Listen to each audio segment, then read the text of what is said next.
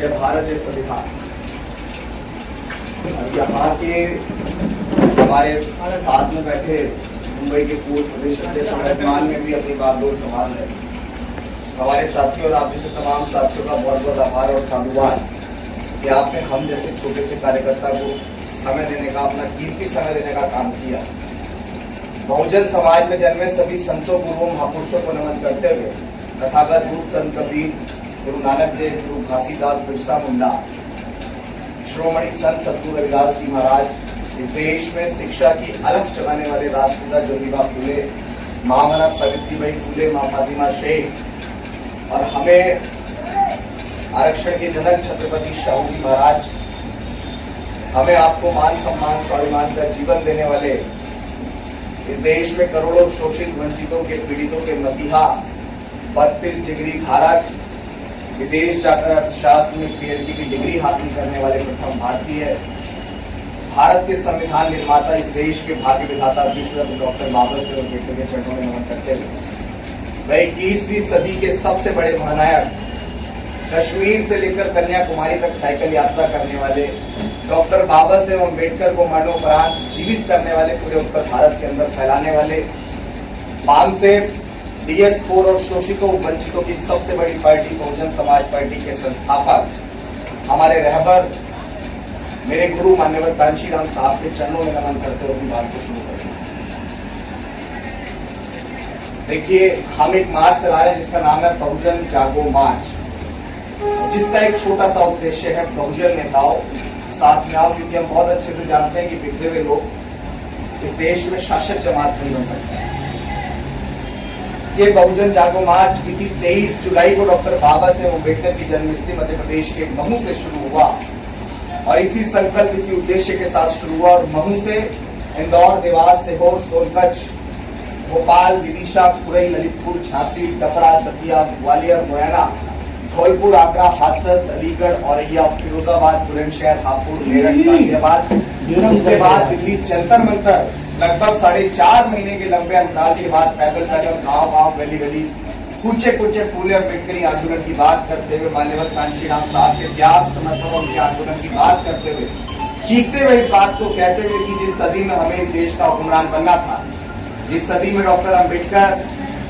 ये सपना देख के गए थे कि लोकतंत्र का सबसे बड़ा जो मंदिर है, जो पंचायत है, उसके अंदर हमें अपना पूर्ण बहुमत चाहिए,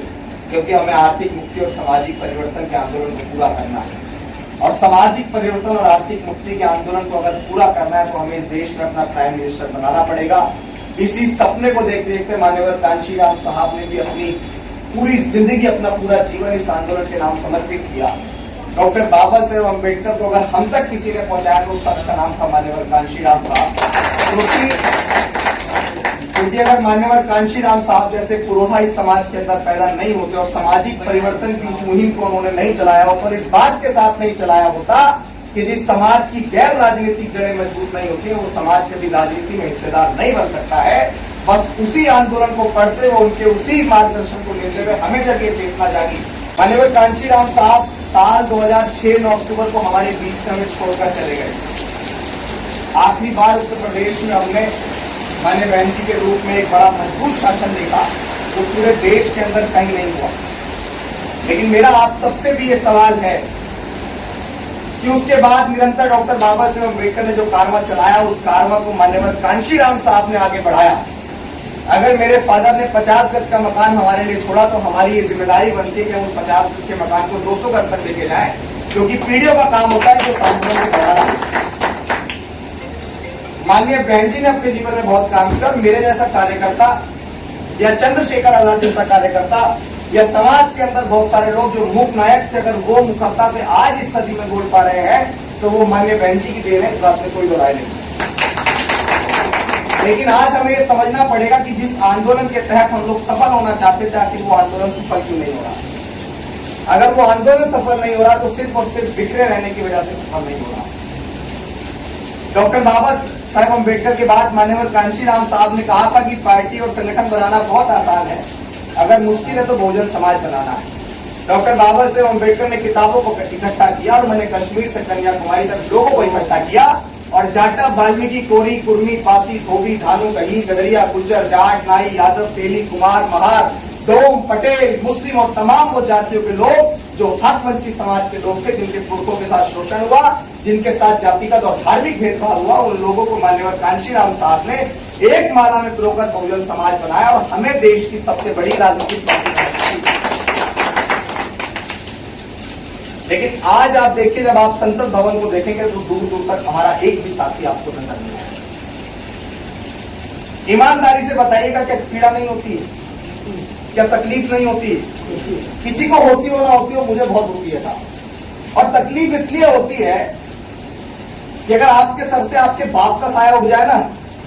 तो आपके पड़ोसी की निगाह बदल जाती है आपकी तरफ देखने में। और ये तो देश है, इस देश के अंदर कहते थे ना साहब कि जिनके हुक्मरान नहीं होते उनके साथ शोषण अत्याचार निरंतर होते रहते हैं, जिनके हुक्मरान नहीं होते उनकी बहन बेटियों के साथ निरंतर बलात्कार होते हैं और उनका कोई पैरोकार नहीं होता।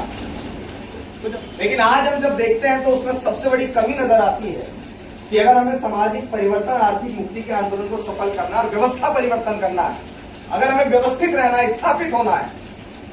तो हमें देश में प्राइम मिनिस्टर बनाना पड़ेगा। और अगर हमें देश में आज प्राइम मिनिस्टर बनाना है, जिस समय माननीय कांशीराम साहब ने अपना मूवमेंट शुरू किया था, उस समय लोग राजनीति के राह को नहीं जानते थे, लेकिन आज लोग घर घर में डॉक्टर अंबेडकर के नाम पे नेता है। तो आज हमें और ज्यादा मेहनत करने की आवश्यकता है। तो अगर आज हमें प्राइम मिनिस्टर बनाना है तो अलग अलग विभिन्न पार्टी और संगठनों और दलों में बिखरे हुए नेताओं को एकजुट करना पड़ेगा। और अगर हमें उन्हें एकजुट करना है तो हमें पहले नीचे तक जमीन पे जाके जनता को एकजुट करना पड़ेगा। और अगर जनता को एकजुट करना है तो हमें पहले खुद इस मिशन को पढ़ के समझ के अपने घर से बाहर निकलना होगा। ये बात का विषय है कि कौन प्रधानमंत्री बनेगा, कौन मुख्यमंत्री बनेगा, कौन क्या करेगा।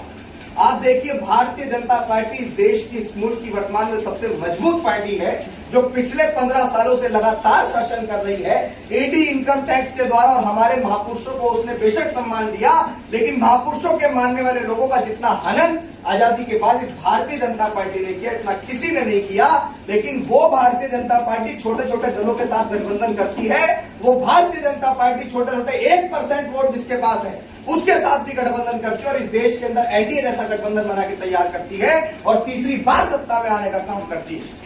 वो कांग्रेस पार्टी जिसने डॉक्टर बाबा साहेब अम्बेडकर को जीते जी सम्मान नहीं दिया, डॉक्टर बाबा साहेब अम्बेडकर को मरणोपरांत सम्मान नहीं दिया, उस कांग्रेस पार्टी ने यूपीए बनाकर इस देश की सत्ता में काबिज होने का काम किया। और उसके बाद जो पिछले 15 सालों से विपक्ष इस देश के अंदर नहीं दिखा, उस कांग्रेस पार्टी ने इस देश के अंदर इंडिया जैसा गठबंधन बनाया, क्योंकि वो जानती थी कि सत्ता ही एकमात्र ऐसा रास्ता है जो हमारी तरफ आने वाले ईडी, इनकम टैक्स को रोक सकती है। उसने छोटे छोटे दलों के साथ गठबंधन किया और कई स्टेटों के मुख्यमंत्री उस गठबंधन में शामिल थे। और सबसे बड़ा मजबूत विपक्ष राहुल गांधी हमारी पिच पे आके खेल के भारत के संविधान को उठा के किसको चुनाव करना। लेकिन आज हमारे विरोधी भारत के संविधान को हाथ में लेके आरक्षण की बात करके देश के सबसे मजबूत विपक्ष बन के बैठ गए, तो हमें बहुत शर्म आती है।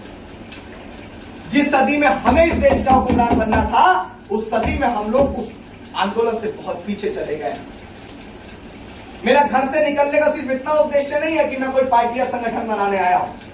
मेरी देश में अपनी एक छोटी मोटी डॉक्टर बाबा साहेब अम्बेडकर का जब मैं नाम लेता हूं तो उसी से मेरी पहचान है। बहुजन शायर के नाम से लोग मुझे जानते और पहचानते हैं, लोग मुझे सोशल मीडिया पे फॉलो करते हैं। लेकिन यहाँ अगर गली गली कूचे कूचे पैदल 10 लोगों के साथ भी, 20 लोगों के साथ भी गली गली अगर मैं फिर रहा हूं तो सिर्फ इसलिए फिर रहा हूं कि मान्यवर कांशीराम साहब का जो त्याग था वो त्याग खत्म ना हो जाए। मान्यवर कांशीराम साहब का जो समर्पण था वो समर्पण खत्म ना हो जाए। हम चाहते हैं कि इस देश में हमारे नेताओं को ललकारने के लिए हुजूम इकट्ठा हो, जो अपने नेताओं से भी ये सवाल करे कि जिस सदी में हमें हुक्मरान बनना था उस सदी में कोई नजर नहीं आ रहा। और आज अगर हम देखते हैं तो सिर्फ और सिर्फ इसका एक ही मोटिव है कि हमारे नेता बिखरे हुए अपने अहम, अपने घमंड में, और कहीं ना कहीं उनकी उस चीजों का खामियाजा हमारा समाज में। ऐसे हमारे नेताओं को हमें ललकारना पड़ेगा, उनसे सवाल करना पड़ेगा कि आपके नीचे जिन लोगों ने आपको तैयार करने के लिए, आपको सदन के अंदर भेजने के लिए, आपको समाज का नेता बनाने के जिन लोगों ने अपना घर फूंक दिया, अपना परिवार फूंक दिया, आपके साथ पूरे दिन रात मेहनत करके आपको उस मुकाम तक पहुंचाया कि आप सदन के अंदर पहुंचकर हमारे अधिकारों की लड़ाई लड़े, लेकिन आप गुलाम बनकर बैठ गए हैं। तो उन लोगों के खिलाफ सवाल करने के लिए हम लोग एक मोर्चा तैयार कर रहे हैं। मैं इस देश में जिस मान्यवर कांशीराम साहब ने डॉक्टर बाबा साहेब अम्बेडकर को मरणोपरांत जीवित किया, मैं उस मान्यवर कांशीराम साहब के सामाजिक परिवर्तन के आंदोलन को पुनः जीवित करने निकला हूं। बस इतनी सी मेरी लड़ाई है।